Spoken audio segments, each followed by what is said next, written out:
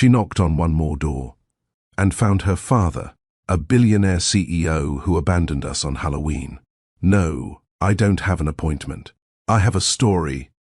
The words hung in the air between Nora Anderson and the receptionist like a challenge. 40 floors above Manhattan, in the kind of office where appointments were scheduled 6 months out and security knew your net worth. Before you reached the elevator, Nora stood with nothing but a manila folder and 28 years of questions. The receptionist's manicured fingers hovered over the security button. "Mr. Sterling doesn't tell him his daughter is here." The woman's expression shifted from professional dismissal to something else. Recognition? Pity? She pressed a different button. 3 minutes of silence stretched between them, broken only by the soft hum of the air conditioning and the distant sound of the city below. The heavy oak door opened. "Mr. Sterling will see you now." Ever waited at a door that never opened and wondered if you were the problem? That's what abandonment does. It rewrites your story until you're both the villain and the victim, the one who wasn't enough and the one who expected too much. For nearly 3 decades, Nora had carried that weight, that gnawing question that starts as a whisper in childhood and becomes a roar by the time you're old enough to understand what was taken from you. But here's what they don't tell you about finding the parent who left. Sometimes the door opens, and that's when the real problems begin. The question isn't whether Mr. Sterling, tech billionaire, philanthropist, and father to 3 other children he actually raised, would acknowledge her. The DNA test she'd sent to his office 2 weeks ago had already answered that. The question was what it would cost her to walk through that door. Because every abandoned child faces the same cruel arithmetic. Is closure worth compromise? Is acknowledgement worth accepting crumbs? Is finding your father worth losing yourself? Standing in that reception area, Nora understood she wasn't just confronting a man who'd left before she was born. She was confronting every birthday he'd missed, every father-daughter dance she'd sat out, every time she'd wondered if she'd inherited his eyes or his ambition or his apparent ability to walk away from anything inconvenient.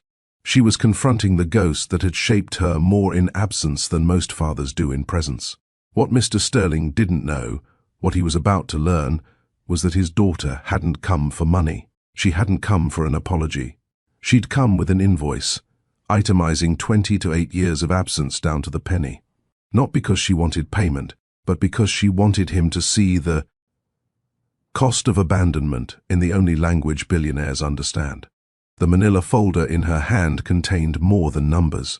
It contained soccer games at $50 each, 1,456 games over 18 years.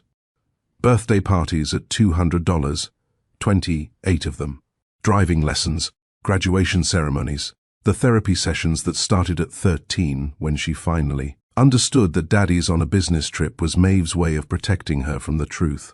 Every moment monetized, every absence assigned a value, every gap in her life given a price tag. Was it petty? Maybe. Was it necessary? Absolutely. Because Nora had learned something in her 20 to 8 years that her father, for all his billions, apparently never had. The only way to set boundaries with someone who sees people as transactions is to speak their language first, then teach them yours. The receptionist's voice pulled her back. "Miss Anderson?" "He's waiting." Anderson. Her mother's name. The name she'd carried alone, built alone, defended alone. The name that appeared on her college diploma, her apartment lease, her business cards at the non-profit where she worked 60 hours a week helping other kids whose fathers had vanished into the void of more important things. Here's what finding an absent parent really means. It's not a reunion. It's a reckoning. Every abandoned child carries 2 versions of their missing parent. There's the monster who left, who chose everything else over you, who looked at a baby and saw inconvenience. Then there's the fantasy, the one who had reasons, who thinks about you, who might someday explain everything in a way that makes the hurt make sense. Walking toward that door, Nora was about to meet neither. She was about to meet Mr. Sterling, the actual man, who was probably shorter than she'd thought, grayer than his magazine covers suggested, and completely unprepared for what his daughter had become without him. The invoice wasn't about making him pay. It was about making him see that she'd survived without his money, thrived without his connections, built a life without his name opening doors or his reputation preceding her. The document was her way of saying, here's everything you missed, itemized and calculated. And guess what? I became whole anyway. But wholeness doesn't mean the wounds disappear. They just become part of your architecture, load-bearing walls you build around. Nora had built plenty. Walls that kept her from trusting too quickly, loving too deeply, expecting too much from anyone who promised to stay. The kind of walls that made her successful at her job. She understood abandoned kids because she'd never stopped being one, but that also made her suspicious of any kindness that came without conditions. The door to Sterling's office was solid mahogany, the kind of door that whispered money and muffled secrets. Behind it was the man whose absence had defined her existence, whose leaving had shaped her becoming, whose DNA she carried like a question mark in every cell of her body. She could walk away. Even now, even after coming this far, she could turn around and leave him wondering. Leave him with the knowledge that she existed, but without the chance to explain, excuse, or worst of all, try to buy his way into her life 28 years too late. But walking away would leave the story unfinished. And Nora had learned from watching Maeve struggle, fight, and ultimately succeed. Alone, that the only thing worse than a painful ending is no ending at all. Her mother had deserved closure, had deserved to stop wondering if he'd come back, stop making excuses for his absence, stop protecting Nora from a truth that eventually found her anyway. So this wasn't just Nora's story. This was also Maeve Anderson's story. The woman who'd answered every hard question, filled every gap, been both parents, while never once speaking badly of the man who'd left them both behind. The invoice included her mother's sacrifices too. The promotions turned down because they required travel. The dates declined because Nora needed help with homework. The dreams deferred because single mothers don't get to have dreams, they have responsibilities. The handle was cold under her palm. Expensive. Substantial. The kind of handle that belonged to doors that opened onto views of the city, onto power, onto the life Sterling had chosen instead of them. But here's what I learned in that moment, standing between who I'd been and who I was about to become. Sometimes, the most powerful thing you can do is knock on the door that was always supposed to be open to you. Not because you need what's behind it, but because you need to prove you don't. If you've ever stood outside a door with your heart in your hand, wondering whether to knock or walk away, you know this feeling. The weight of years compressed into a single moment. The fear that you're about to meet someone who should have been everything but chose to be nothing. The hope, that treacherous hope, that maybe, just maybe, there's an explanation that doesn't hurt. Welcome to Mr. Steele Rich Stories, where we tell the tales that live in the space between abandonment and acceptance, between loss and reclamation, between the parent who left and the person you became because of it. If you're new here, thank you for choosing this story, this moment, this truth. If you're returning, you already know we don't deal in fairy tales here. We deal in the fierce, tender, honest stories of people who refuse to let their wounds be their endings. Today's story isn't just about Nora Anderson and Mr. Sterling. It's about every child who grew up scanning crowds for a face they'd never seen. Every teenager who wondered if they were too much or not enough. Every adult who succeeded, despite the hole where a parent should have been, and then wondered if that success would finally be enough to bring them back. But I need to tell you something before we go further. Finding a missing parent is not the happy ending. That's the lie we tell ourselves, that reunion equals resolution, that presence can somehow erase absence. The real ending, the brave ending, is in the boundaries you set when they finally show up. It's in deciding what you'll accept and what you won't. It's in understanding that you can acknowledge someone's biology without accepting their behavior. Mr. Sterling was about to learn that his daughter hadn't come for reconciliation. She'd come for something far more powerful, recognition. Not of her existence, the DNA test had handled that, but of the cost of his absence. The invoice was her way of saying, you don't get to skip 28 years and then play father, but you do get to see exactly what you missed. The numbers were staggering. Not because childhood is expensive, though it is, but because when you itemize absence you realize how many moments make a life. First words, priceless, but she'd assigned them $1,000. First steps, another $1,000. The time she broke her arm at 7 and asked for her daddy $5,000 because some wounds cost more than others. High school graduation, $10,000, because that's when she'd stopped looking for him in the crowd. The total came to $1.2 million. Not because that's what a father is worth, but because that's what his absence had cost in real, tangible, quantifiable ways. The therapy. Maeve's lost opportunities. The scholarships Nora had to earn because there was no college fund. The wedding she'd already decided he wouldn't walk her down at. The nights Ryan Moore, her partner of 3 years, had held her while she cried about a man she'd never met. If you've ever stood outside a door with your heart in your hand, tap like right now. Hit subscribe to Mr. Steele Rich Stories and tell me in the comments, would you knock or walk away?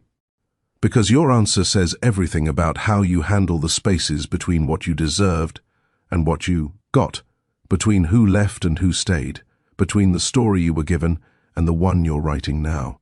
The door opened and Nora walked through. The night Mr. Sterling left smelled like cinnamon and carved pumpkins. October 31st, 1995. Maeve was 7 months pregnant, stirring apple cider on the stove, humming something, low and sweet while trick-or-treaters knocked on doors up and down their street. He'd kissed her, forehead, quick, distracted, already somewhere else, and said, back in a flash. Just need to grab something from the office. The screen door clicked shut with the kind of finality that only makes sense in retrospect. That click would echo through 28 years of Nora's life, the sound of a father choosing his exit before his daughter chose her entrance. Maeve waited that night, waited through the last of the trick-or-treaters, through the 11 o'clock news, through the moment when waiting turned from expectation to worry to the cold understanding that he wasn't coming back. By morning, his closet was half empty. His razor was gone from the bathroom. The good watch, the leather briefcase, the lucky cufflinks he wore to important meetings, all absent, but he'd left his college sweatshirt, the one Maeve slept in. Left the coffee mug with a chip on the handle. Left the ultrasound photo on the refrigerator, held by a magnet shaped like a heart. These were the artifacts of abandonment, the things taken that said, I'm not coming back, and the things left that said you were never important enough to remember. Maeve didn't cry. Not then. Not when the contractions started 2 months later. Not when the nurse asked if the father would be joining them. She developed something else instead. An armor smile, the kind that deflected questions and protected secrets. The kind that said, we're fine, so convincingly that eventually even she believed it. For 28 years, October had been Nora's hardest month. The leaves turned the color of leaves. The air smelled like endings dressed up as holidays. Every Halloween, she watched fathers walk their kids door to door, holding plastic pumpkins and tiny hands, being present for the small moments that apparently hadn't been worth staying for. Ryan always knew to be extra gentle in October. He'd show up with coffee exactly how she liked it, would suggest movies that had nothing to do with families, would hold her hand without asking why she gripped so tight. He understood that some wounds were seasonal, that trauma had a calendar, that certain months came with ghosts that had nothing to do with Halloween. But this October was different. This October, Nora had found something that changed everything. The thrift store had smelled like old books and forgotten hopes. She'd gone looking for a winter coat, something practical, something that had nothing to do with the approaching anniversary of her father's leaving. But there it was, hanging between a leather jacket and a raincoat, a navy canvas tote bag with a logo she'd seen before. An S-shaped wave, elegant and expensive, the kind of logo that whispered success. Sterling Enterprises, her father's company. The tote bag was $20, worn at the corners with someone else's coffee stain on the bottom, but unmistakably connected to him. Nora bought it with shaking hands, carried it home like evidence, spread it on her kitchen table like a map to somewhere she'd never been allowed to go. That's when the memories of Maeve's strength hit hardest. Her mother had worked 2 jobs, days at the dental office, evenings, stocking shelves at the grocery store, but dinner was always warm. Might have been creative interpretations of leftovers, might have been breakfast food at dinner time. But it was always served with conversation, always presented like abundance rather than scarcity. "We're not missing anything," Maeve would say, usually while Nora watched other kids get picked up by 2 parents. "We're complete, just concentrated, like orange juice. All the good stuff, none of the extra water."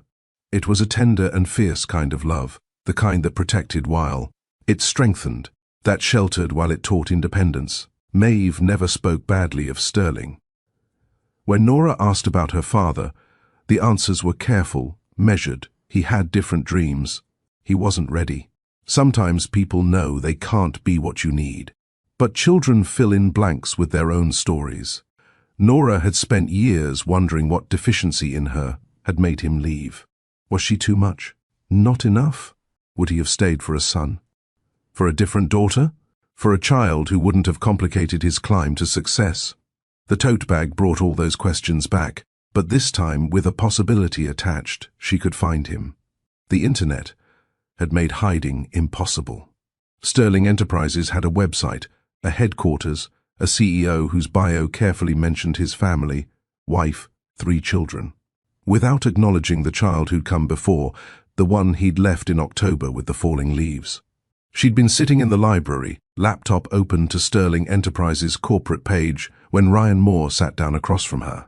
Not intruding, just existing in her space with the kind of quiet presence that made room for whatever she was carrying. He was researching something about sustainable architecture, but his eyes kept drifting. To her screen, to the way her fingers hovered over the keyboard without typing. "Heavy research?"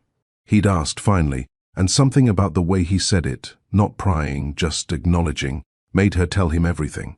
The tote bag, the logo, the father who'd been a ghost story until suddenly he was a Google search away. Ryan had pulled out a notebook, drawn a line down the middle. "When I can't think straight, I make lists," he'd said. "Facts on one side, maybes on the other. Help separate what I know from what I'm afraid of." Facts.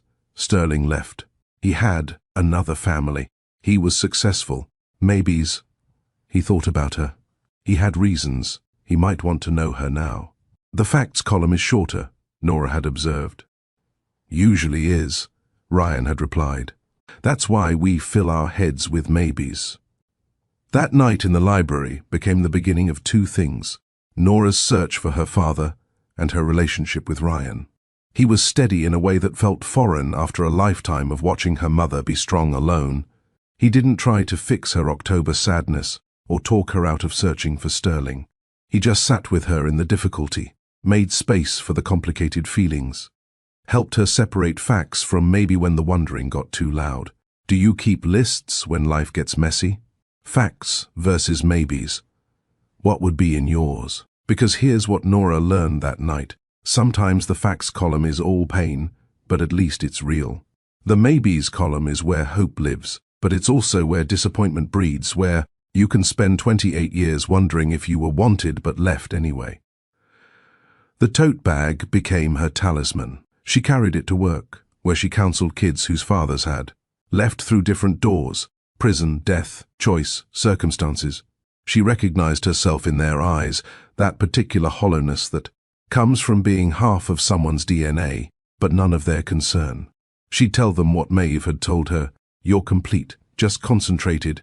But now she wondered if that was true, or just the story that made survival possible.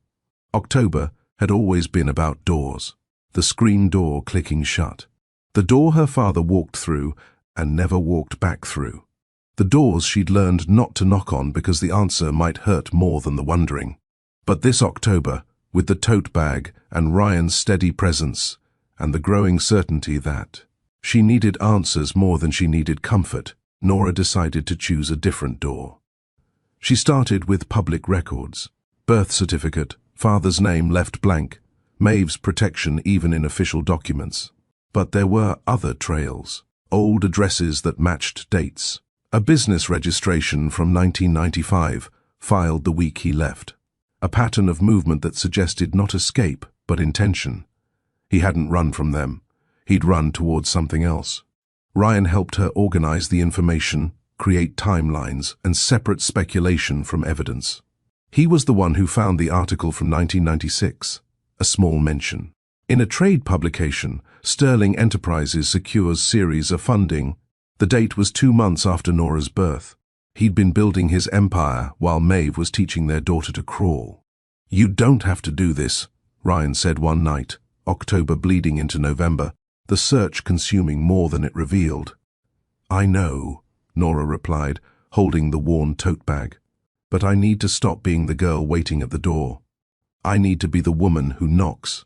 The DNA test had been Ryan's idea, not a home kit, but a legal one, the kind that would stand up in court if needed.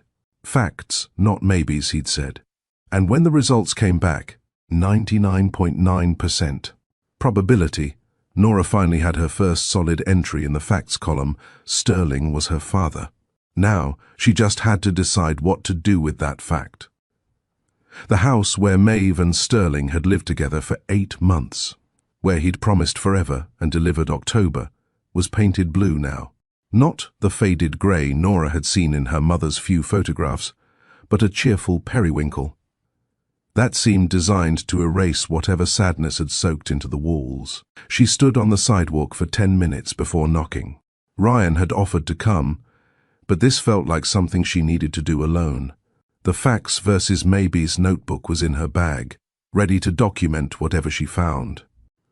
The tote bag with Sterling's logo stayed home, too much like bringing evidence to the scene of a crime. A woman in her 60s answered, flour dusting her hands, the smell of baking bread warm behind her. "Can I help you?" "This is going to sound strange," Nora started, and then the whole story spilled out, abridged, sanitized, but true enough. Looking for her father. He'd lived here in 1995, just trying to fill in some blanks. The woman's expression shifted from cautious to sympathetic. "I bought this place in 2003. The previous owners were a young couple, but before that..." She wiped her hands on her apron, thinking. "You know who might remember? Gerald, the mailman who worked this route forever. Retired now, lives over on Maple Street, number 42. He knew everyone's business, not in a nosy way, just in that way mailmen do when they've been walking the same streets for 30 years. She gave Nora a slice of still warm bread wrapped in a napkin. "For the road. And honey, I hope you find what you're looking for, or at least what you need."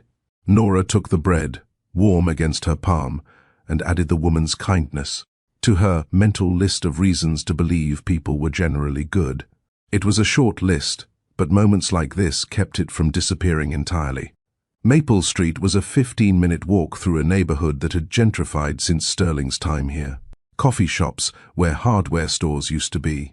Yoga studios in buildings that once sold paint and plumbing supplies. The bones of the old neighborhood are visible beneath the new skin. Number 40.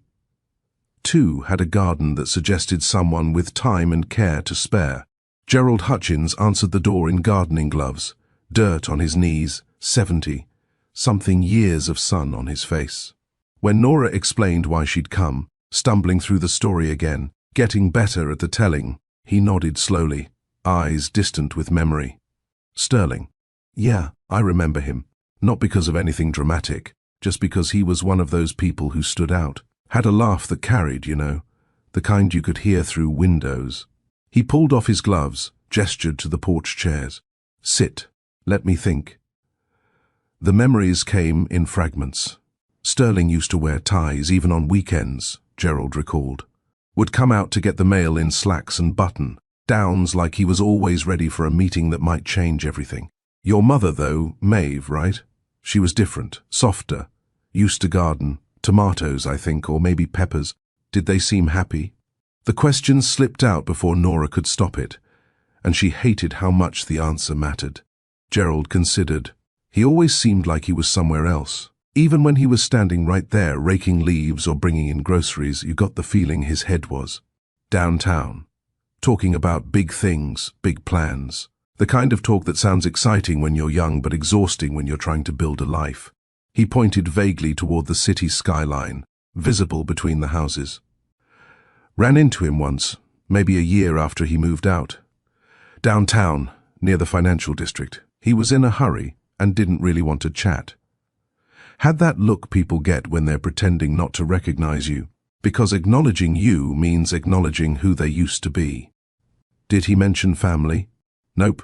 Mentioned a business, though. Something about tech consulting, getting in early on the internet boom. This was 96, 97 maybe, before everyone had a website, but right when everyone knew they'd need one. Gerald's eyes sharpened. Are you thinking of looking him up? Already did, Nora said. Found him. Now I'm just trying to understand who he was before he became who he is. Gerald nodded, understanding passing between them without further explanation. People leave for all kinds of reasons. Sometimes the reason is them, not you. Does that help? Not really, but thank you for saying it. He walked her to the edge of his property, pointed toward downtown again.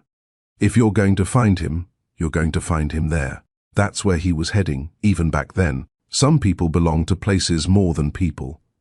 I think he was one of those. The diner near the courthouse was the kind of place that had survived 3 decades without changing.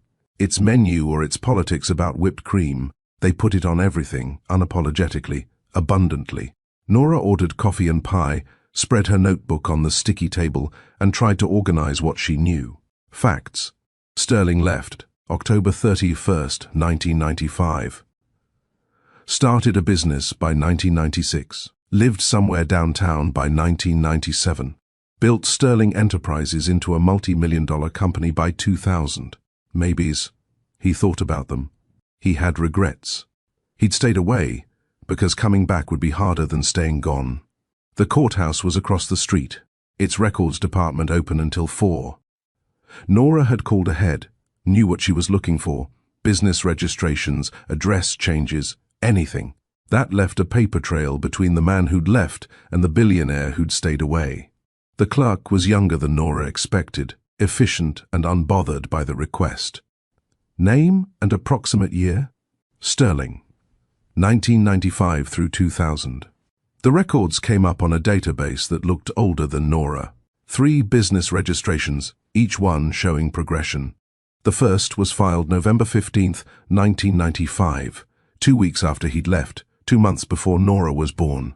Sterling Consulting Services, registered to an address in a building that probably didn't exist anymore. The second, Sterling Tech Solutions, 1997, different address, more expensive part of town. The third, Sterling Enterprises, 2000 headquarters address that matched the building where Nora had stood yesterday, 40 floors below his current office. Each registration included a home address. She wrote them all down, watched the geography of his life spread across the city like a map of ambition. Each address farther from Maple Street, farther from the house with the blue door, farther from the life he'd left. Are you doing a background check? The clerk asked, not unkindly. Something like that. Hope you find what you're looking for. It was the second time someone had said that to her today, and Nora was starting to realize she had no idea what she was looking for. Answers? Closure? Permission to be angry or sad or relieved? Maybe she was just looking for evidence that she'd existed to him at all, that leaving her had required a choice rather than simple forgetfulness. The library's city directory archive went back to 1980. Thick books, organized by year, addresses cross-referenced with names and phone numbers.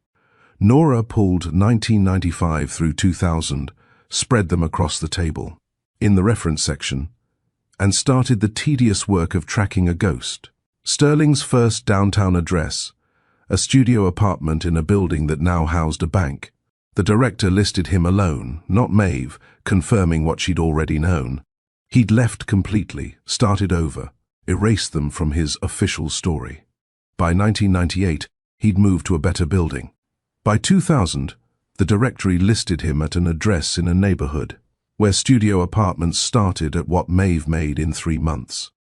The search radius was tightening, from the sprawling possibilities of a whole city to specific buildings, specific streets, specific choices that led to the man in the 40th floor office. Ryan called while she was elbow-deep in directories. "How's the investigation going?" "I'm following a paper trail of a man who kept moving up while we stayed still." "You didn't stay still. You grew up. You became someone."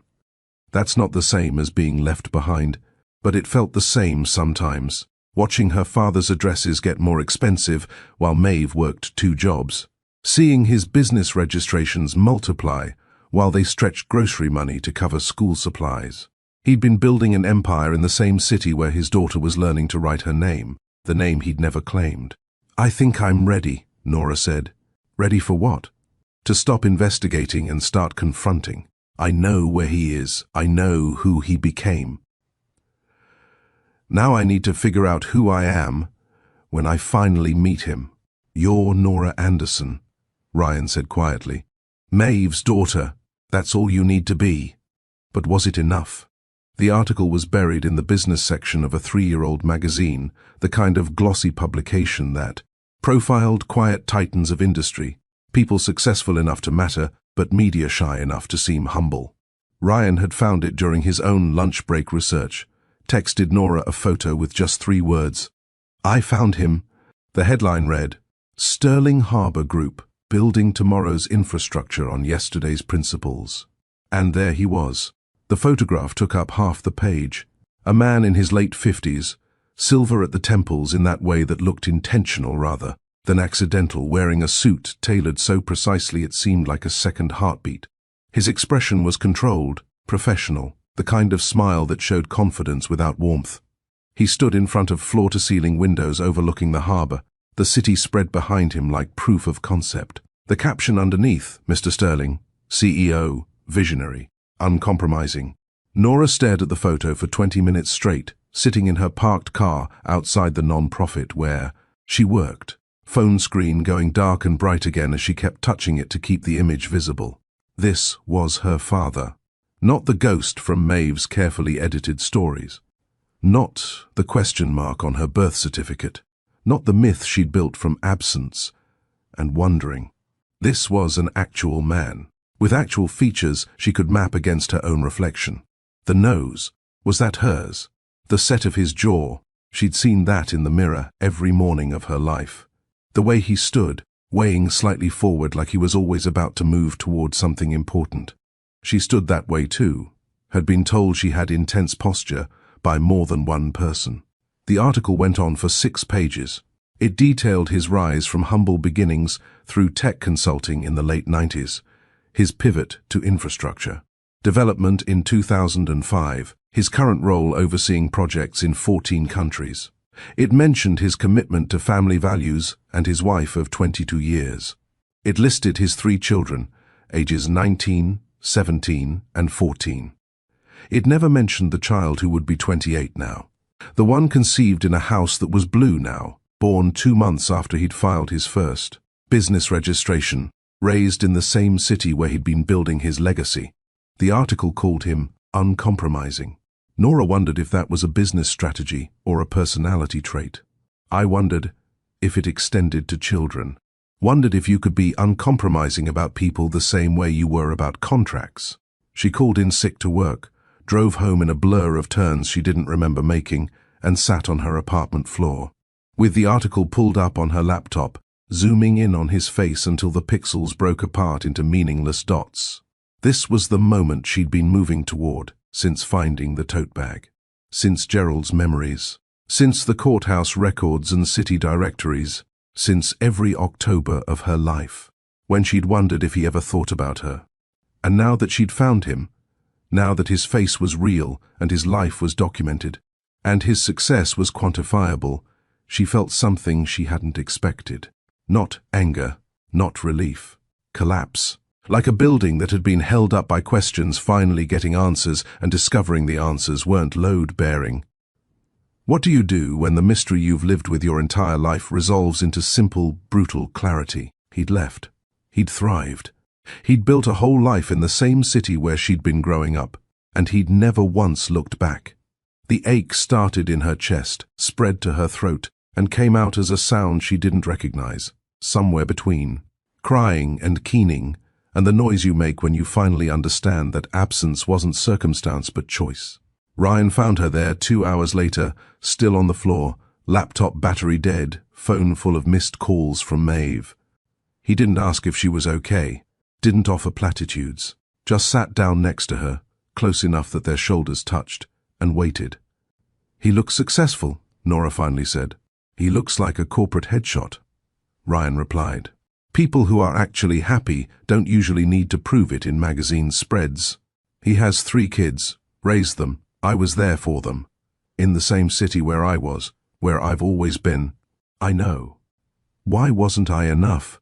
It was the question she'd been carrying since childhood, the one Maeve's fierce, tender love had tried to answer, but never quite could. Why wasn't I enough to stay for? What was missing in me that made leaving easier than showing up? Ryan turned to face her fully, took both her hands. "Listen to me. You were a baby. Babies don't make people leave. Cowards leave. People who value comfort over commitment leave. People who see other humans as obstacles to their ambition leave. You were never the problem. Then why does it feel like I was? Because you've been trying to solve a math problem where you're the variable, when really you were never part of the equation." They ordered takeout, made tea, sat at Nora's kitchen table with the article printed out between them, annotated with highlighter and questions. Ryan had brought the facts versus maybes notebook, added new entries. Facts. Sterling is successful. He has another family.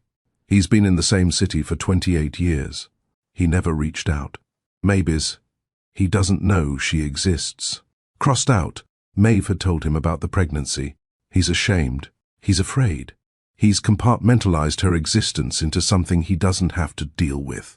"So, what do you do with this?" Ryan asked, tapping the article. "I don't know.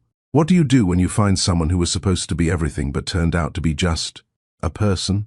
A successful person who made a choice you'll never understand. You make your own choice. You decide if you need him to know you exist, if you need him to see who you became without him, if you need him to acknowledge the cost of leaving." The cost. That word stuck. Nora pulled out her laptop, opened a new spreadsheet, and started typing. Not out of spite, not exactly, but out of a need to quantify what couldn't be measured.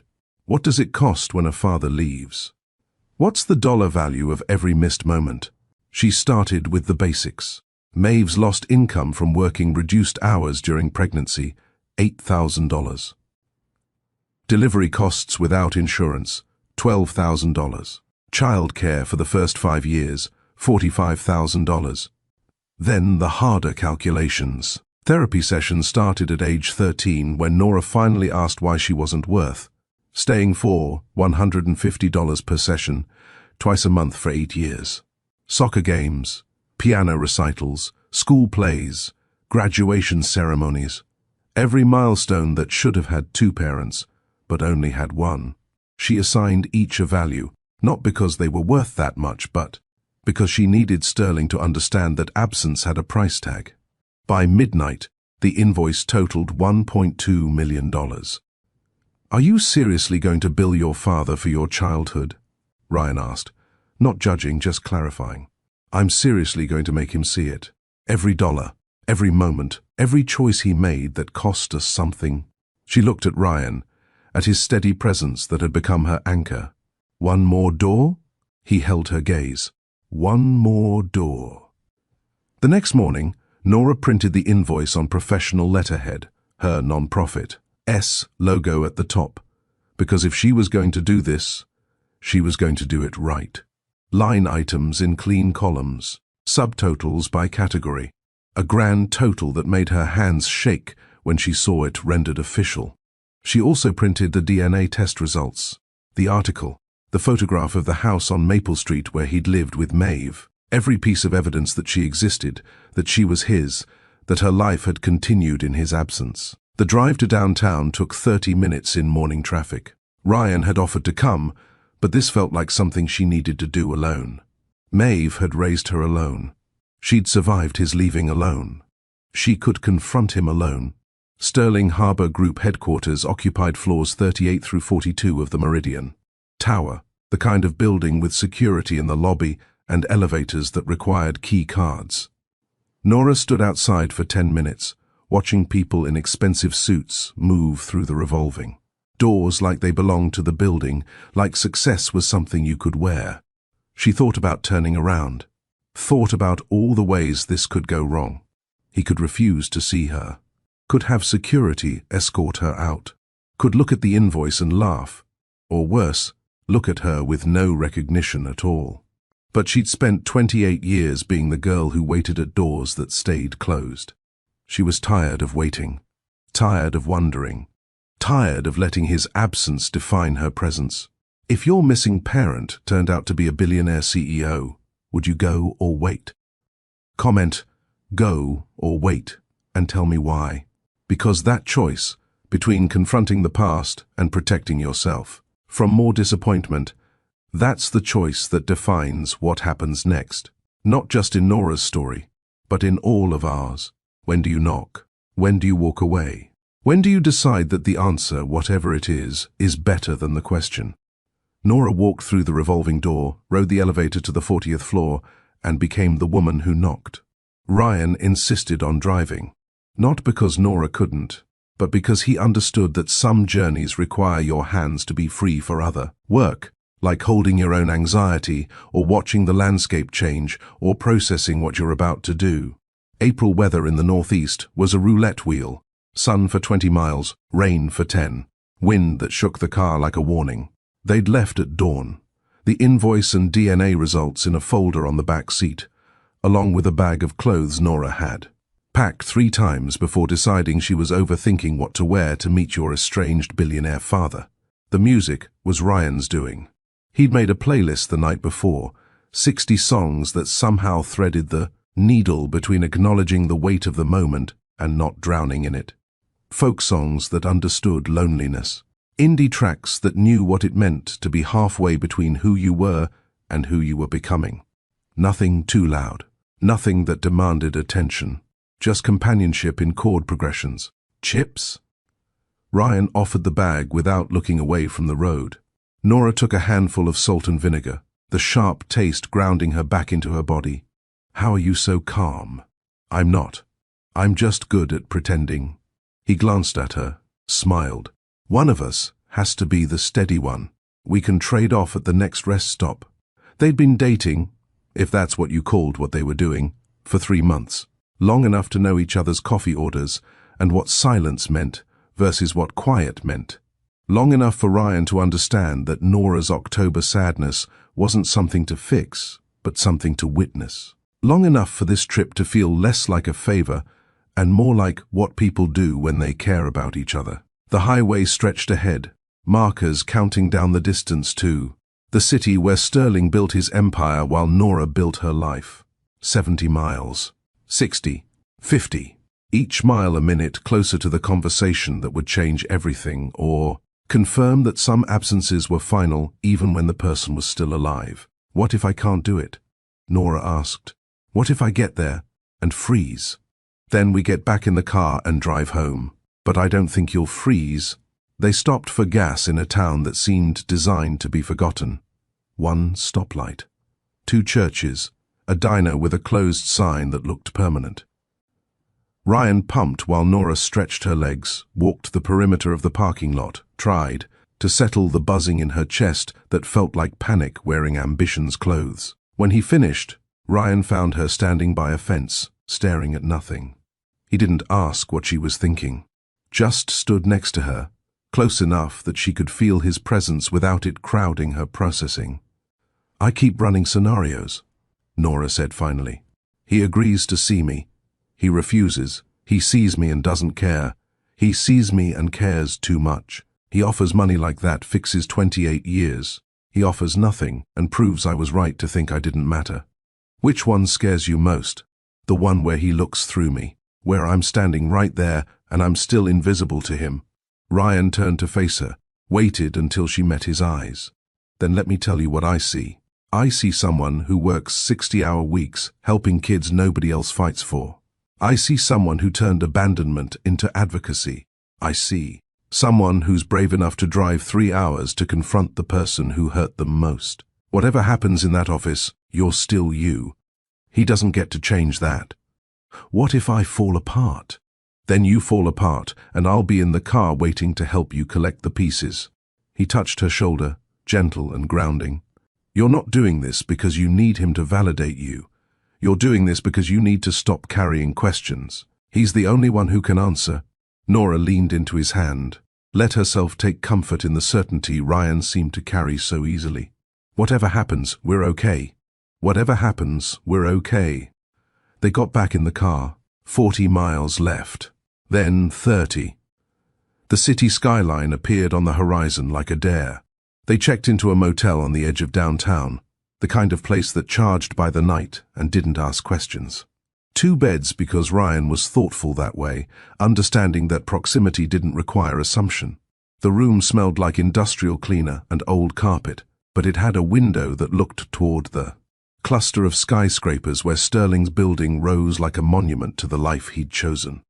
Nora couldn't sleep.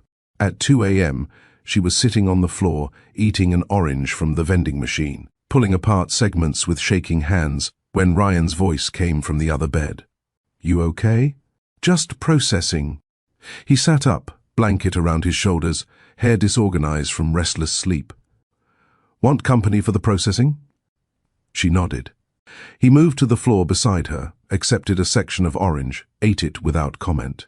What if he looks through me? The question she'd asked at the gas station, but sharper now, closer to the moment when it might come true. What if I stand there with the invoice and the DNA results and my whole constructed speech and he just doesn't see me? Ryan was quiet for a moment, considering. Then you'll know. And knowing is a kind of freedom, even when the knowledge hurts. You've spent 28 years wondering if you mattered to him. Whatever happens tomorrow, you won't have to wonder anymore. That's supposed to be comforting? It's supposed to be true. Comfort and truth aren't always the same thing. Nora finished the orange, wiped her hands on her jeans, leaned her head on Ryan's shoulder. He didn't move, didn't offer more words, just sat with her in the 2 a.m. darkness of a cheap motel room while she gathered courage from quiet. Thank you for coming with me. Wouldn't be anywhere else. Morning came too fast and too slow. Nora woke to find Ryan already awake, sitting by the window with coffee and a bagel he'd split in half, 1 piece for each of them. Breakfast? He offered her the larger half, the one with more cream cheese. They ate in comfortable silence, watching the city wake up through the smudged window. Delivery trucks. Early commuters. The kind of ordinary morning that had nothing to do with the extraordinary thing Nora was about to attempt. I'm terrified, she said, because honesty felt easier than pretending. I know. What if this breaks something in me I can't fix? Ryan set down his coffee, turned to face her fully. Can I tell you something? She nodded. You're already whole. Whatever he does or doesn't do today, it doesn't change that. You're not going there to be completed by his acknowledgement. You're going there to give yourself closure. He paused, something shifting in his expression. And I care about you. A lot. Whatever happens in that building, that doesn't change. The words hung in the air between them, gentle and solid at once. Nora felt something settle in her chest, something that had been restless for longer than just this trip. Can I kiss you? She asked, the question soft but clear. Yeah, Ryan said. You can. The kiss was careful, tender, the kind that acknowledged the moment without demanding more than either of them could give. When they pulled apart, the morning light was filtering through the window like a lantern, casting everything in gold. Ready? Ryan asked. Nora thought about the invoice in her bag, the building across town, the father who didn't know she was coming. No, but I'm going anyway. Do road trips calm you or spin you up? Tell me your go-to calming song. Because sometimes the journey to the hardest conversations requires a soundtrack, requires company, requires someone who'll sit with you at 2 a.m. while you pull apart oranges and fear in equal measure. The lobby of Sterling Harbor Group headquarters smelled like eucalyptus and success. The kind of carefully designed space where even the air felt expensive. Marble floors reflected recessed lighting. Abstract art hung on walls that whispered money through minimalism. People moved through the space with the confidence of belonging, tablets and coffee cups, and conversations about quarterly projections. Nora stood at the reception desk with the manila folder in her hands, feeling every dollar she'd never had. The receptionist looked up with professional pleasantness that didn't quite reach her eyes. Young, polished, wearing the kind of jewelry that came from a first real paycheck. "Good morning. Do you have an appointment?" "No," Nora said, the words steadier than she felt. "I have a story." The pleasantness flickered. "I'm sorry. Mr. Sterling's schedule is completely. Tell him his daughter is here." Nora placed the DNA test results on the desk, still in their official envelope, the laboratory logo visible in the corner. "Tell him Nora Anderson is here, and she has questions. He's the only one who can answer." The receptionist's expression shifted. Recognition, curiosity, something like sympathy. She picked up the phone, turned slightly away, spoke in tones too low to hear clearly, hung up, looked at Nora with a new assessment. "Someone will be down shortly. You can wait over there." She gestured to a seating area with chairs that probably cost more than Nora's monthly rent. Ryan had been standing back, giving Nora space to handle the encounter herself, but now he moved beside her. Not in front, not protective in that diminishing way, but alongside, present. "You okay?" "I don't know yet." They sat. The wait stretched, 5 minutes, 10, 15. Nora studied the art on the walls, abstract shapes in colors that meant nothing, and probably cost everything. Studied her own hands, the folder in her lap, the elevator bank across, the lobby where people came and went with purposeful efficiency. She thought about Maeve, who'd waited one night for a man who never came back. Thought about all the waiting women did, for men to choose them, claim them, come back. She was done waiting. At 23 minutes, the elevator opened and a woman in a crisp suit stepped out. "Miss Anderson? Mr. Sterling will see you now." The elevator ride to the 40th floor was silent, except for the mechanical hum of ascent. The woman, an assistant presumably, didn't make small talk, didn't ask questions, just stood with the kind of stillness that came from witnessing things you weren't paid enough to comment on. Ryan squeezed Nora's hand once before the doors opened. She squeezed back. The 40th floor was quieter than the lobby. Thick carpet absorbed sound. The hallway was lined with photographs, projects Sterling Harbor Group had completed. Bridges in developing countries, water systems in drought-stricken regions. Infrastructure that looked like altruism but was probably just good business. The assistant stopped at a door. Real wood, solid, the kind that cost more than craftsmanship alone, and knocked twice before opening it. "Mr. Sterling, Miss Anderson is here." The office beyond was exactly what Nora had expected, and nothing like she'd prepared for. Floor-to-ceiling windows overlooking the harbor, a desk that was more sculpture than furniture, shelves lined with awards and books that might have been read or might have been decorated, and behind the desk, standing as they entered, was the man from the magazine photo, except older, grayer, smaller, somehow, than the myth she'd been carrying. His eyes met hers and widened. Actual recognition, not the polite acknowledgement of a stranger, but the shock of seeing something familiar in an unexpected context. He looked at her. Faced the way people look at photographs of themselves from years ago, searching for features they've forgotten they possess.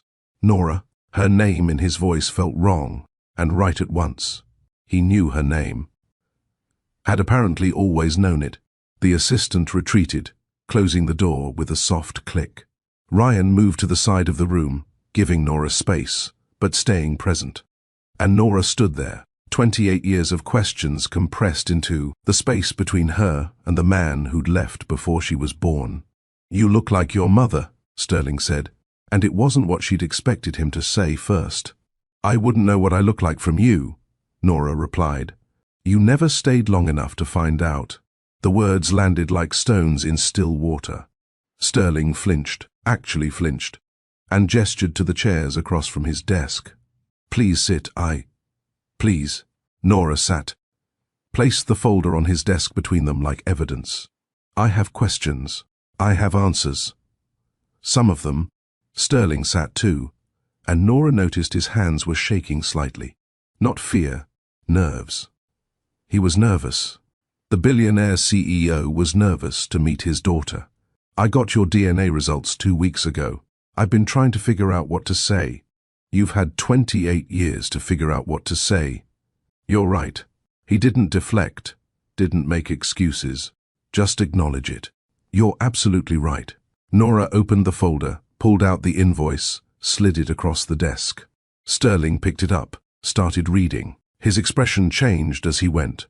Surprise, then understanding, then something that looked like pain. This is... He reached the total, looked up at her. This is what it costs. What I cost you. What your absence cost. There's a difference. Sterling set down the invoice carefully, like it might shatter.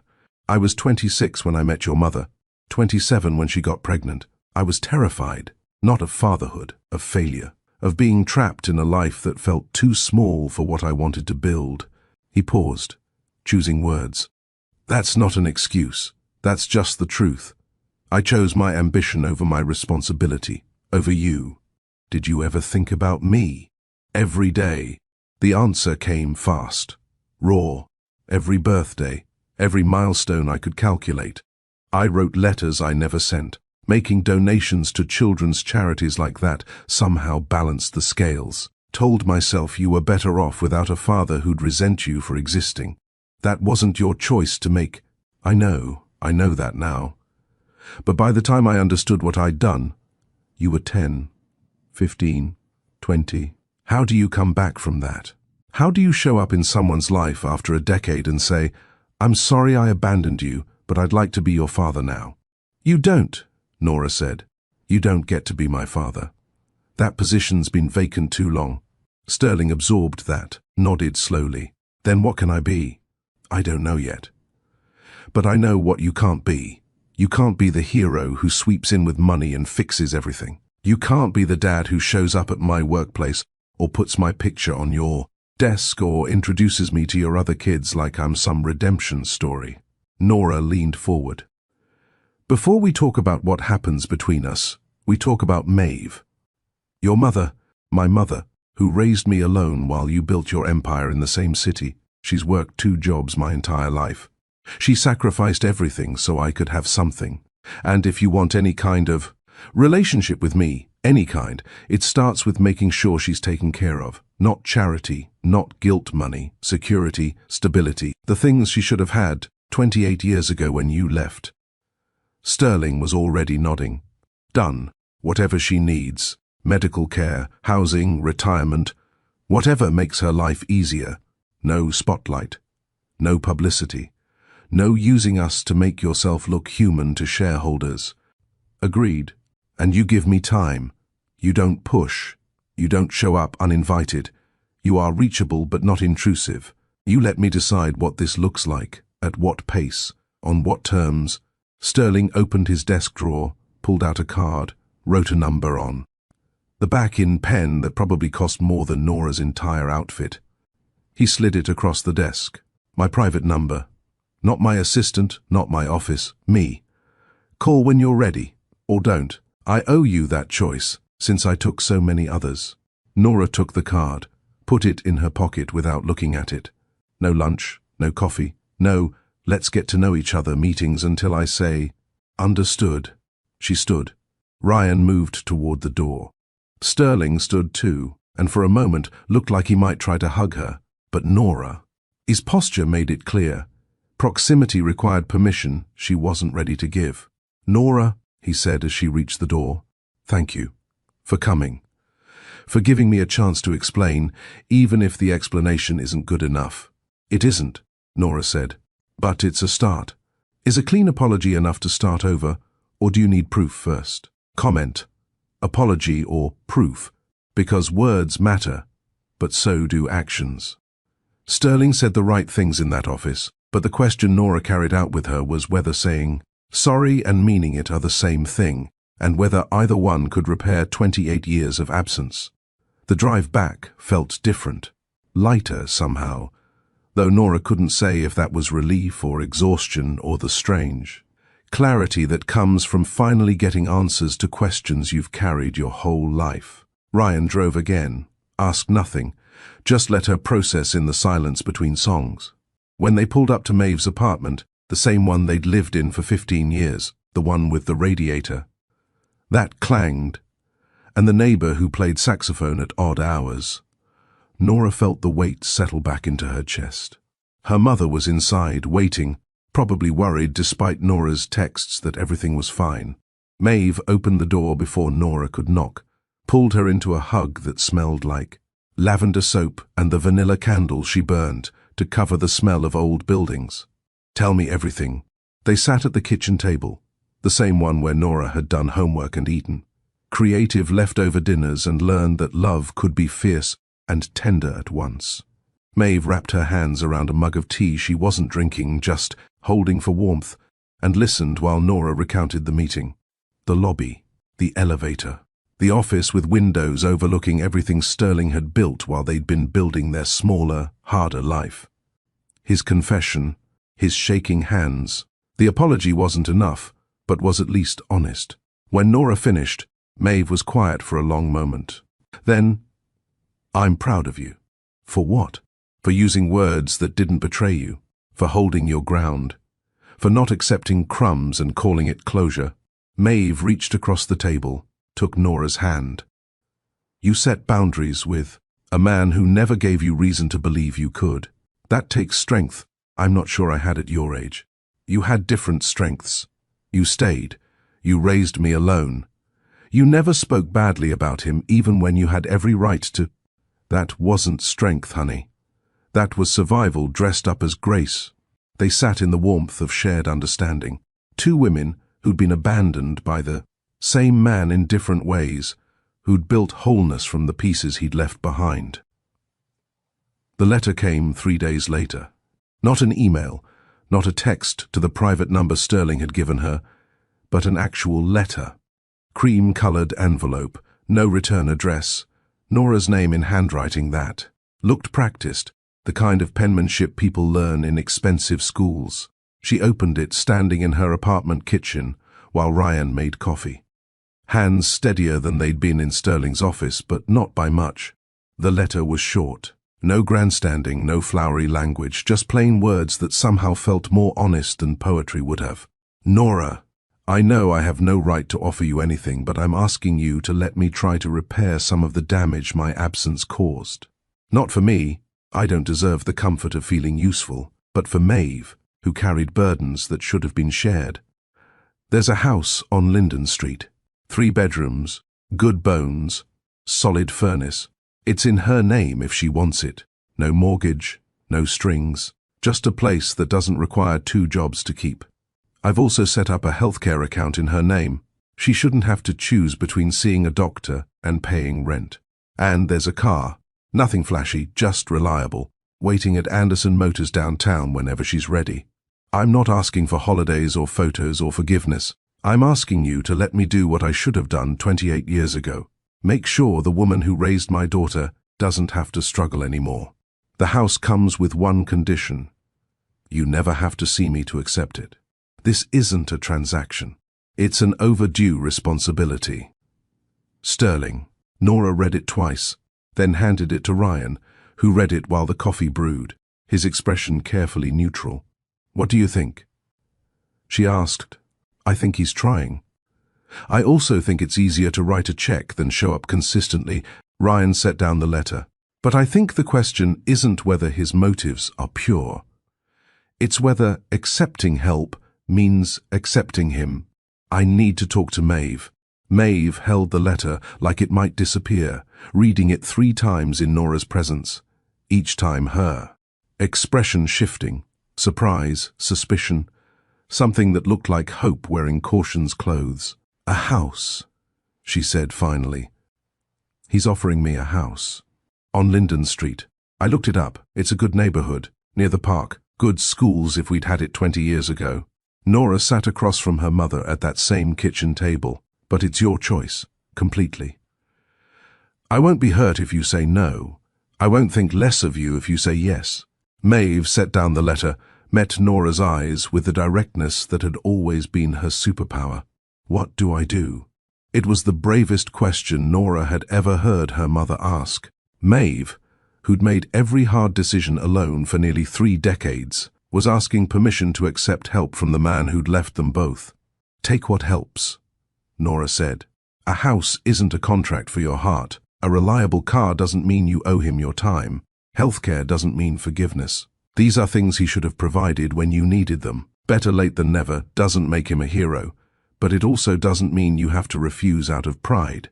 What if he thinks it buys him access? Then we remind him of the boundaries. He doesn't get to show up uninvited, doesn't get to act like providing basic security makes him a father. The house is yours. What you do with it, who you let into it, that's your choice. They went to see the house the next day. Maeve, Nora, and Ryan, standing on the sidewalk, looking at a blue Craftsman with a porch swing, and a yard big enough for the garden Maeve had always wanted but never had space for.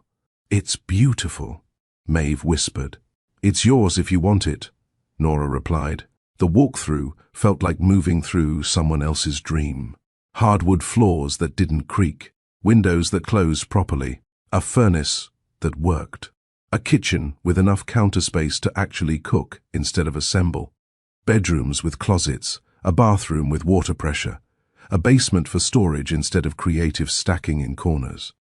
Maeve stood in the living room, slowly turning to take it all in, and Nora saw her mother's shoulders drop in a way they never had before. Not defeat, release. The physical manifestation of not having to hold everything together through sheer force of will. I could be safe here, Maeve said quietly. Not just sheltered, safe. Inside an address that doesn't require me to work myself into exhaustion to keep. So take it, Nora said, with boundaries, with clarity, with the understanding that accepting his help doesn't mean accepting him. Ryan stood by the window, giving them space but present. Always present in that steady way that had become Nora's new definition of reliability. Maeve walked onto the porch, sat on the swing, pushed off gently with her feet. The chains creaked, not broken, just settling into use. She looked out at the street, at the trees budding with spring, at the neighborhood where she could finally just live instead of survive. Yes, she said, with boundaries, clear ones. He doesn't get to visit. Don't get to drop by with gifts, doesn't get to act like a house erases 28 years. She looked at Nora. But I'm tired of being so strong I can't accept help. Tired of proving I can do it alone when I never should have had to. Then we say yes, Nora said. To the house, to the help, to security that doesn't come with a side of obligation. Maeve signed the papers the next week. Moved in 2 weeks after that. And for the first time in 28 years, she slept through the night, without worrying about rent. Would you accept the house with clear boundaries, or refuse to keep your distance? Comment, accept or refuse. I want to hear your why. Because this is the tension at the heart of every abandonment story, when the person who hurt you offers to help. Do you protect your peace, or accept the relief? Is there a way to do both? Maeve chose yes, with walls. Clear, firm, non-negotiable walls that said, help is welcome, but intrusion isn't. The coffee shop had wide windows that let in spring light and gave clear sight lines to the street. Maeve's choice, deliberate, ensuring she could leave easily if she needed to. She wore her blue sweater, the one Nora called her courage sweater because she only wore it on days that required extra strength. Sterling arrived exactly on time, dressed down from the suit Nora had seen him in, jeans, a sweater, looking like he was trying to appear approachable and only partly succeeding. He ordered tea, didn't assume, didn't order for Maeve, just asked what she wanted and paid without commentary. They sat by the window. Maeve had asked Nora to come, but to sit separately, visible but not involved. A safety measure, a witness. A reminder that Maeve wasn't alone this time. Thank you for meeting me, Sterling started, and Maeve cut him off with the directness she'd spent 28 years perfecting. Let's be clear about something from the start. The house is appreciated. The help is appreciated. But helping now doesn't make you the hero of a story you didn't stay to write. You don't get to feel absolved because you showed up with money 28 years late. Sterling absorbed that, nodded slowly. You're right. I'm not interested in your regrets or your explanations about being young and scared. I was young and scared too. The difference is, I stayed. Maeve wrapped her hands around her mug, that familiar gesture of grounding. So if we're going to have any kind of relationship, and I'm not promising, we will, it starts with understanding that you're not my daughter's father. You're the man who left. You can be someone who helps now, but you can't rewrite then. I understand. Do you? Because I've watched Nora carry your absence her whole life. I've held her through October when the leaving felt fresh all over again. I've answered questions I shouldn't have had to answer alone. You don't get to walk in now and play dad. Sterling's voice was quiet when he spoke. I'm not asking to play anything. I'm asking to show up in the ways you allow, to be reachable, to help where I can, to earn the right to maybe, eventually be more than just the man who left. Then show me, Maeve said. Don't tell me you're sorry. Show me what sorry looks like in action. The first action came 3 days later. Maeve's new house had a back gate that stuck, required specific jiggling to open properly. Minor, but annoying. She'd mentioned it to Nora, who'd mentioned it to Ryan, who'd planned to fix it over the weekend. But when Maeve got home from work Thursday, the gate was fixed. Smooth hinges, no note, no announcement, just functional where it had been broken. She called Nora. Did Ryan come by? No, he's been at work all day. Why? The gate's fixed. They both knew who'd done it without needing to say. Sterling had somehow found out, probably from Nora's casual mention during a brief boundaried phone call, and fixed it without fanfare, without staying for thanks, without using it as leverage for more access. 2 weeks later, firewood appeared on Maeve's porch. She hadn't mentioned needing it, but the house had a fireplace she'd admired and not yet used because firewood felt like a luxury. A cord of hardwood, neatly stacked, with a receipt showing it was paid for but no name attached. A month after that, a book arrived. Not something expensive or showy, just a novel Maeve had mentioned loving years ago out of print, found second-hand. The note inside was 4 words, thought you might enjoy. S. No request to meet, no assumption of progress. Just small, specific attention that showed he was listening when she spoke, remembering what mattered, helping without demanding gratitude. He's being careful, Nora observed one evening, sitting in Maeve's new kitchen while her mother made tea. He's being smart, Maeve corrected. He knows I'll bolt if he pushes, so he's not pushing. Is it working?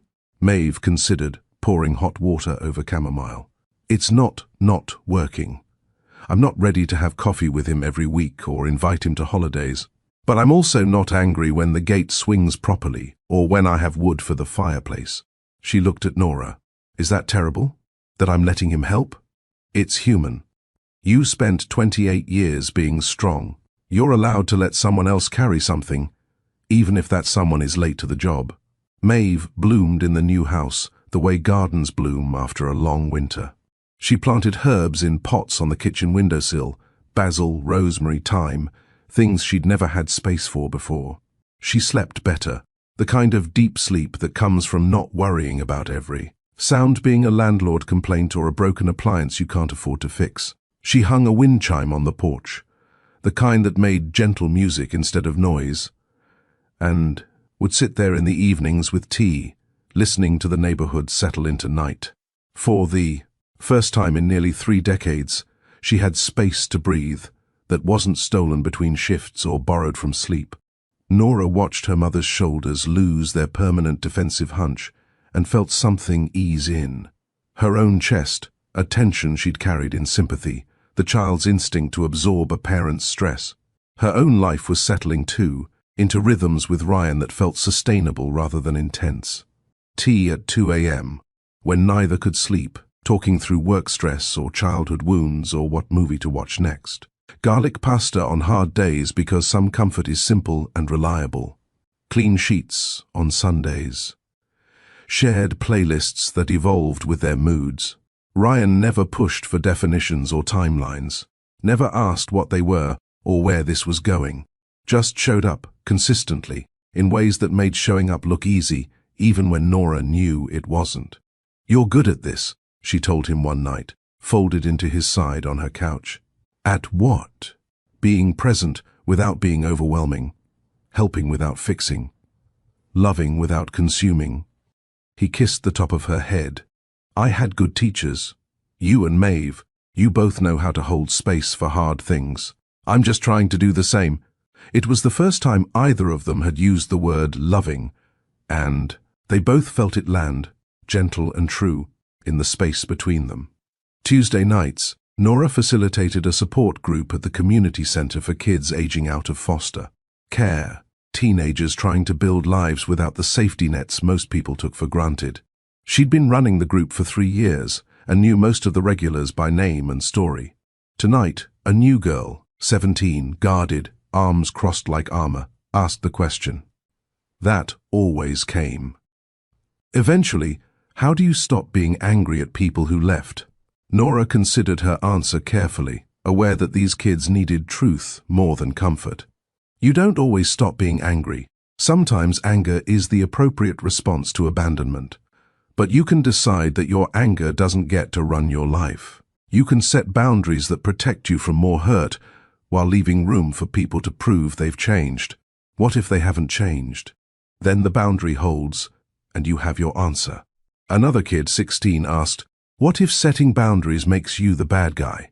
Then you're the bad guy who's safe. Boundaries aren't mean, they're clear. They're saying, "This is what I need to feel okay, and if you can't respect that, you can't be close to me." That's not cruelty. That's self-respect. She thought about her own boundaries with Sterling. The slow, careful distance. The permission to help but not intrude.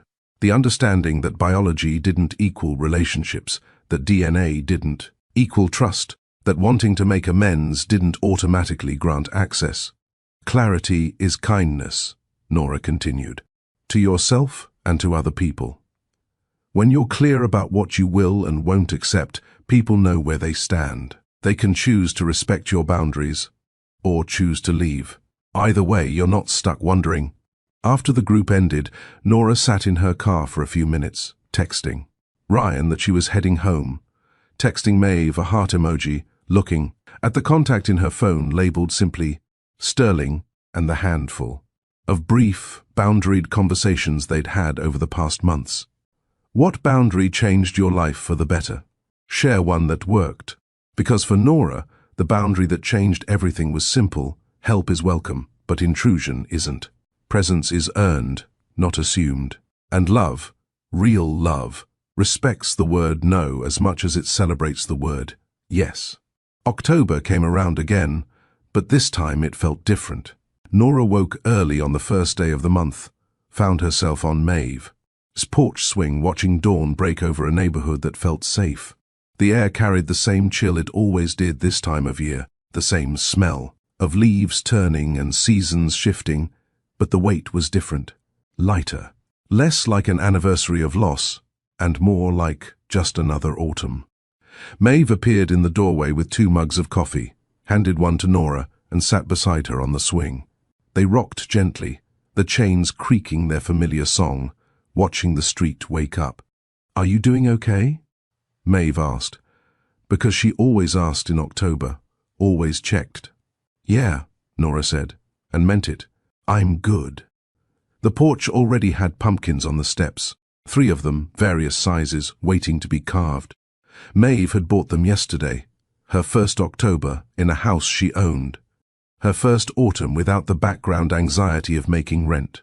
She'd bought pumpkins like she had space for joy, like October could be about celebration instead of just survival. "Ryan's coming over later to help carve," Nora said. "He has opinions about pumpkin design, apparently. Good opinions or strong opinions? With Ryan, they're usually the same thing."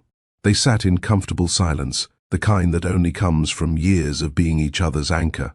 Maeve's hair had more grey than it did last October, but her face had fewer worry lines. The house had given her something money couldn't quite quantify. Not just shelter, but the ability to stop bracing for disaster.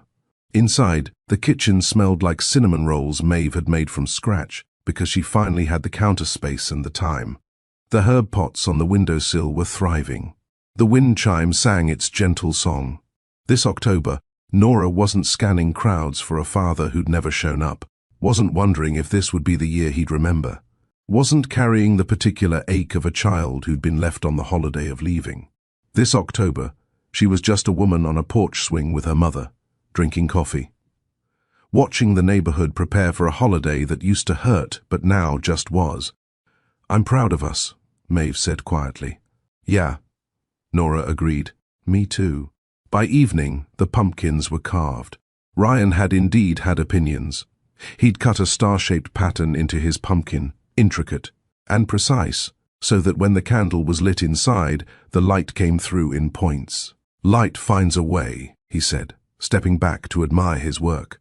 Even through small openings, Nora had carved a simple face, classic and friendly. Maeve had done a cat, whiskers and all. They lined them up on the porch steps as the sun set, lit the candles. Inside, and waited for the neighborhood kids to start their rounds. The first trick-or-treaters arrived at 6:15, a tiny princess and a dinosaur, both so small their parents had to help them up the porch steps. Maeve handed out candy with genuine delight, the kind that comes from finally having enough to give. More kids came. Superheroes and witches, zombies and characters from movies Nora didn't recognize. Ryan sat on the porch railing, greeting each group, asking about their costumes, making small talk with parents who seemed grateful for the friendly house on the block. Nora watched him with the kids, patient, kind, genuinely interested, and felt something settle in her chest. This was what ordinary love looked like. Not grand gestures or dramatic declarations, but showing up on a Tuesday night to carve pumpkins and hand out candy and make a holiday feel safe for someone who'd spent 28 years afraid of October. Around 8 p.m., the stream of trick-or-treaters slowed. They were down to the older kids, teenagers doing one last hurrah before aging out of the tradition. Maeve brought out cider. The three of them sat on the porch steps and watched the neighborhood settle into the comfortable chaos of Halloween. "Thank you for being here," Nora said to Ryan. "Where else would I be?" It was such a simple answer, but it meant everything. Where else would I be? Not a sacrifice, not an obligation, just the natural choice of someone who wanted to be exactly where he was. The candles in the pumpkins flickered, star-shaped light dancing against the porch. Light finds a way, Nora thought, even through the smallest openings, even through years of darkness, even through doors you thought were permanently closed. The final doorbell of the night rang at 9:47 p.m. After they'd blown out the pumpkins and were preparing to head inside, Nora answered, expecting one last straggler in a costume. Instead, she found lilacs. A bouquet of purple lilacs, out of season and clearly expensive, tied with simple twine and placed carefully on the doormat. No florist card, no delivery confirmation, just flowers and a small note written in handwriting she'd come to recognize. "Thank you for one more door." Nora picked up the bouquet, breathed in the impossible scent of spring in October, and looked down the street. A figure stood under a streetlight 2 houses down, tall, silver at the temples, hands in pockets. Sterling. He didn't wave, didn't approach, just stood there for a moment, a father learning what distance looked like when it was respectful instead of absent. Then he turned and walked away. Nora watched him go, felt Ryan come up behind her, his hand on her shoulder gentle and grounding. "You okay?" he asked. "Yeah, I think I am." She brought the lilacs inside, found a vase in Maeve's newly organized kitchen and filled it with water. The flowers looked incongruous in the practical space, too fancy, too deliberate, but also somehow right. A symbol of effort, of listening, of remembering that Maeve had mentioned once, months ago in a boundaried coffee shop conversation, that lilacs were her favorite. He didn't knock, Maeve observed, coming into the kitchen. No. He respected the boundary. That's something. It was. It wasn't everything. Wasn't forgiveness, wasn't reconciliation, wasn't a relationship that looked like what other people had with their fathers. But it was something. It was a man learning that presence could be a respectful distance, that love could be shown through restraint, that sometimes the most powerful thing you could do was know when not to knock. The lilacs sat on the kitchen table, purple against the white walls, impossible and real. A reminder that people could change, could learn, could grow into versions of themselves that were better than who they'd been. Not perfect, not redeemed, but better. Later that night, back at her own apartment, Nora sat with Ryan on her couch. The kind of tiredness that comes from a good day rather than a hard one. "We build the life we want, one quiet decision at a time," she said, thinking about the pumpkins, and the candy, and the lilacs, and the boundaries that held firm even on holidays. "Is that what we're doing?" Ryan asked. "Building?" "Yeah, I think so. Ordinary and extraordinary at once." He kissed her temple. "I like building with you." They fell asleep there, on the couch, the television playing something neither was watching, comfortable in the ordinary intimacy of shared space. Here's what Nora had learned in the years since finding the tote bag with Sterling's logo. One more try can replace wondering with knowing. Clarity is a kindness you give yourself, even when the knowledge hurts. She'd knocked on her father's door, gotten her answers, and traded decades of maybes for a handful of difficult facts. Boundaries are love with a backbone. Help can be accepted without renting your peace. Maeve had taken the house, the security, the small gestures of care, all while maintaining clear lines about access and intimacy. You can let someone help you without letting them consume you. Apologies open the door, but consistent change walks through it. Sterling had said sorry. Then he'd shown sorry, in fixed gates and firewood and lilacs delivered without expectation. Words matter, but actions last. Provision can soften the hard edges of life, but relationships are built with presence and care. The house had given Maeve breathing room, but it was the respectful distance, the listening, the remembering that was slowly building something resembling trust.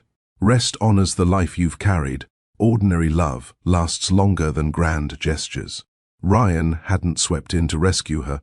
He'd just shown up, consistently, in ways that made showing up look like the natural choice rather than a burden. And that steadiness had become the foundation she'd been building on without realizing. October had come and gone. The leaves were falling. And for the first time in 28 years, Nora watched them fall without feeling like she was falling too. If this story stays with you, tap like, subscribe to Mr. Steele Rich Stories, and share it with someone who needs a little courage tonight.